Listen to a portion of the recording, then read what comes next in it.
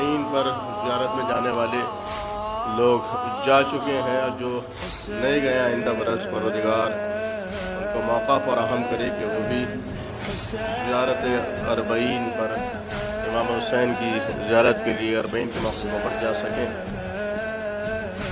सबको मौका और सआदत नसीब हो। ख़ास तौर से पैदल चल करके जाना नजफ से करबला तक, तो अहले अरब अहले इराक़ अपने तमाम असासे, अपने तमाम सामान उनकी खिदमत में इस्तेमाल करते हैं, उन तक पहुंचाने की कोशिश करते हैं, और जिनके घर फुटपाथ से नज़दीक होते हैं उनको अपने घर ले जाते हैं और उनकी खिदमत करते हैं।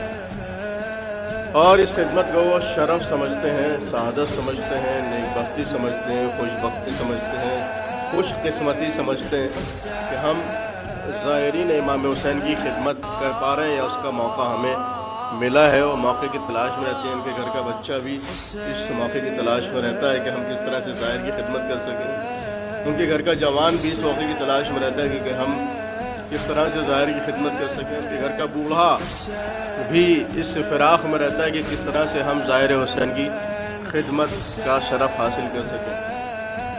ये मंज़र अपनी आंखों से हमने देखा है, और खुदा से दुआ है कि मौला से दुआ है कि फिर मौका फराहम हो,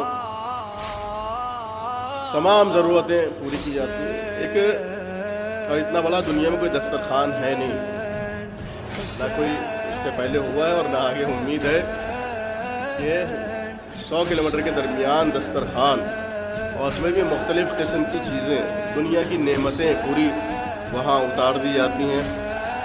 खाने पीने का सामान, रहने का सामान, इस्तेमाल का सामान, ज़रूरत का सामान, दवा, इनके इंतज़ामात, खिदमत, सोना जागना, नमाज का इंतज़ाम है, बैतुल-ख़ला का इंतज़ाम है, तमाम चीज़ें कुल मिला के कहा जाए कि 24 घंटे में एक इंसान को जिन चीज़ों की ज़रूरत पड़ती है वो तमाम चीज़ें उन्होंने फुटपाथ पे मुहैया की हुई।